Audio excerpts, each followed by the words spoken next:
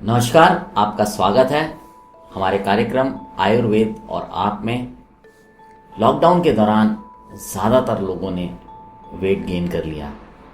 उसके अलग अलग कारण रहे, चाहे वो वर्क फ्रॉम होम हो, चाहे घर में रहना हो। आज हम डॉक्टर आकांक्षा से जानेंगे कि जो वेट गेन हो गया है उससे किस तरह से छुटकारा पाया जा सकता है। आइए आपको लेके चलते हैं डॉक्टर आकांक्षा शर्मा के पास। नमस्कार। लॉकडाउन में वेट गेन होने के बहुत से कारण लोगों में रहे हैं, क्योंकि 2-3 महीने से हम घर के अंदर ही रह रहे थे और इन दिनों में देखा जाए तो एक कंपटीशन सा छिड़ गया था लोगों में मैदा और रिफाइंड ऑयल से बनी हुई पकवान व्यंजन बनाने का और उनको खाने का। तो हाई कैलोरी इनटेक बहुत ज़्यादा हुआ है। इसके अलावा जो कॉज रहा है वो है लैक ऑफ फिजिकल एक्टिविटी, क्योंकि डेली की रूटीन हम कर नहीं पा रहे थे, जिसकी वजह से वेट गेन हुआ है। तीसरा जो कारण रहा है वो है डे स्लीपिंग का, यानी कि दिन में सोने की आदत की वजह से भी वेट गेन बहुत से लोगों में हुआ है। इसके अलावा जो पहले से हेल्दी थे उनमें भी ज्यादा वेट पुट ऑन हो गया है, जैसे कि हेरिडिटी के चलते बहुत से लोग ओबेस थे, पहले से हेल्दी थे। इसी के साथ साथ कुछ हार्मोनल इम्बैलेंसेस की वजह से, जैसे कोई हाइपोथायरॉयडिज्म के पेशेंट्स थे, कोई पीसीओडी की पेशेंट्स थी, महिलाएं या बच्चियां, और कोई ऐसी मेडिसिन ले रहे थे जैसे कि कॉर्टिकोस्टेरॉइड्स ले रहे थे, कोई जॉइंट पेन वगैरह के चलते, या एंटी स्ट्रेस वाली ड्रग्स ले रहे थे। तो उनकी वजह से पहले से ही हेल्दी थे और लॉकडाउन में और ज्यादा वेट गेन हो गया। तो फिर यहाँ होता क्या है कि बहुत से लोगों की शिकायत रहती है कि हाँ, फिजिकल फटीग यानी थकान बहुत ज्यादा रहती है और अपनी सोशल और फिजिकल एक्टिविटीज वो नहीं कर पाते हैं। तो वेट कंट्रोल करने के लिए क्या करना चाहिए और वेट को रिड्यूस करने के लिए क्या करना चाहिए? तो वेट रिड्यूस करने के लिए हमें शुरू करना है गुनगुने पानी से। सुबह उठते ही 1 या 2 गिलास गुनगुना पानी कंज्यूम करना चाहिए और 1 गिलास गुनगुने पानी में 20 ml शहद मिलाकर हमें सुबह सुबह खाली पेट लेना चाहिए। इससे मेटाबॉलिज्म सुधरेगा और वेट कंट्रोल करने में मदद होगी। खाना खाने से आधा घंटा पहले सुबह और शाम गौमूत्र 3 से 4 चम्मच हम ले सकते हैं। इससे भी ये भी एक बहुत अच्छा फैट कटर होता है गौमूत्र, तो ये भी मदद करेगा वेट को कम करने में। क्या अवॉइड करना चाहिए? हमें अवॉइड करना चाहिए आलू, मैदा और ज्यादा फ्रेशली जो गेहूं का आटा है हमें प्रिपेयर किया है उससे हमें बचना चाहिए। साथ ही साथ हमें अवॉइड करना है जो नॉन वेजिटेरियन जो डाइट लेते हैं उन्हें नॉन वेज से परहेज करना चाहिए, क्योंकि नॉन वेज भी है एक हाई कैलोरी डाइट में शामिल है। तो हमें ज्यादा से ज्यादा कैलोरी इंटेक से बचना है। दूसरा, मिल्क और मिल्क के बाय प्रोडक्ट हमें कम कंज्यूम करने हैं।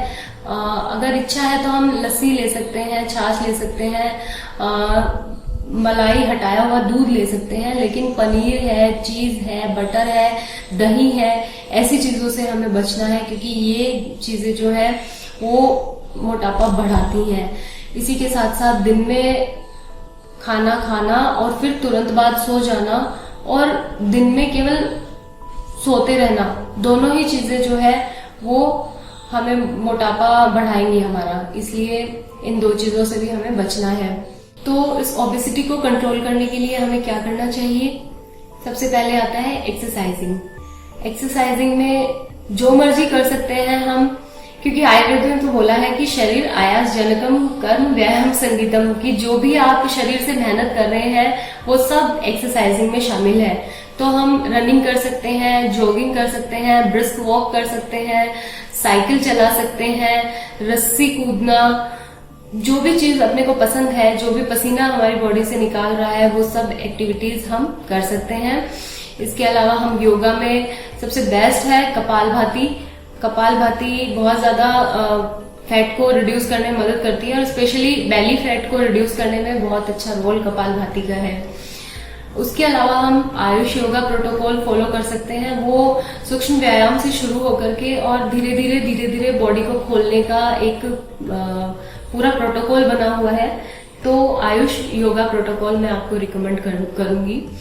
इसके अलावा आप नाड़ी शुद्धि प्राणायाम, अनुलोम विलोम और त्रिबंध प्राणायाम के द्वारा अपने वजन को काबू में ला सकते हैं। तो खाने में हम क्या खाएं?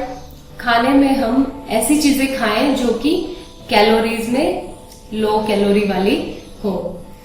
इसके लिए हमें जो अवॉइड करना था उसके बारे में हम बातचीत कर चुके थे। तो हमने वहां बात की थी कि फ्रेशली प्रिपेयर्ड जो गेहूं का आटा है उससे हमें बचना चाहिए, क्योंकि आयुर्वेद में भी ऐसा बताया गया है कि जो फ्रेश गेहूं से जो आटा बनता है वो बहुत ज्यादा हैवी होता है और डाइजेशन में बहुत टाइम उसमें लगता है।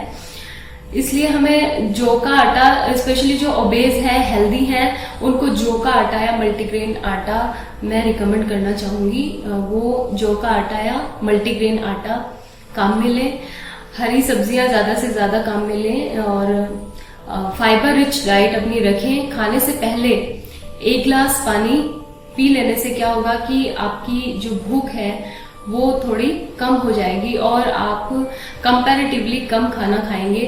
तो ये भी एक बहुत अच्छा आपके लिए सजेशन रहेगा कि खाना खाने से पहले 1 गिलास पानी पी लें। उससे तुरंत बाद आप एक बाउल भर के अच्छा सा सलाद खा सकते हैं, जिसमें खीरे, ककड़ी, टमाटर, प्याज, जो भी आपके सीजन के सलाद अवेलेबल हैं वो आप कंज्यूम कर सकते हैं। इसी के साथ ही दालों में हमें प्रेफर करना चाहिए मूंग की दाल को, क्योंकि मूंग की दाल भी प्रोटीन का बहुत अच्छा सोर्स है और साथ में इजीली डाइजेस्टिबल भी है, बहुत अच्छे से पच जाती है, हल्की होती है और प्रोटीन का अच्छा सोर्स है। खाना खाते टाइम टीवी को कंप्लीटली अवॉइड करना चाहिए, क्योंकि टीवी जो है वो 1-2 चपाती एक्स्ट्रा कंज्यूम करवाने में हेल्पफुल होता है। इसलिए अगर हम चाह रहे हैं कि हमारा वेट कंट्रोल हो तो हमें टीवी या मोबाइल से स्पेशली खाना खाते वक्त तो दूरी बनाए रखना चाहिए।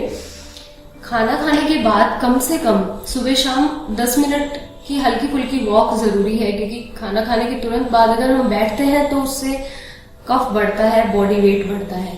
तो इस चीज को भी अवॉइड करना चाहिए। दिन भर में आपको जो है गर्म पानी ही कंज्यूम करना है। दिन भर में गर्म पानी पीने से मेटाबॉलिज्म सुधरता है और गर्म पानी का आयुर्वेद में गुण बोला है लेखन का गुण। लेखन यानी स्क्रैपिंग करता है, ये फैट कटर होता है, फैट की स्क्रैपिंग करता है। तो जो बहुत ज्यादा हेल्दी है उन लोगों को रिकमेंडेशन है गर्म पानी पीने की। एक बॉटल में अपन 1 से 1.5 लीटर गर्म पानी भर कर रख सकते हैं और दिन भर में वही पानी अपने को पीना चाहिए। किसी को बहुत ज्यादा शिकायत है कि हमें भूख ज्यादा लगती है, तो आप स्नैक्स की जगह फ्रूट्स को प्रेफरेंस दीजिए। स्नैक्स की जगह आप सीजनेबल फ्रूट्स खाइए जो भी आपके उस टाइम अवेलेबल हैं। और यदि पी सकते हैं तो बिटर जूसेस जैसे कि करेला, लौकी, ऐसे जूसेस को प्रेफरेंस देनी चाहिए। तो ये भी अपनी भूख को कंट्रोल करने में मदद करते हैं, साथ ही स्टमक को फुल बनाए रखते हैं और स्टमक की हेल्थ के लिए अच्छे हैं और फैट को कंट्रोल करने के लिए भी बहुत अच्छे हैं। तो इन सब मेजर्स के साथ हम जो लॉकडाउन में हमारा जो मोटापा बढ़ा है उसको काफी हद तक हम कंट्रोल कर सकते हैं। आपने सुना डॉक्टर आकांक्षा ने बताया कि किस तरह से आप अपने वजन को कम कर सकते हैं या ना बढ़ने दें, उसके लिए सावधानी रख सकते हैं। फिर भी आप अगर किसी समस्या से परेशान हैं तो उसके लिए आप अपने चिकित्सक से सलाह जरूर लें। अब आपसे विदा लेते हैं। सुनते रहें रेडियो द्वारका।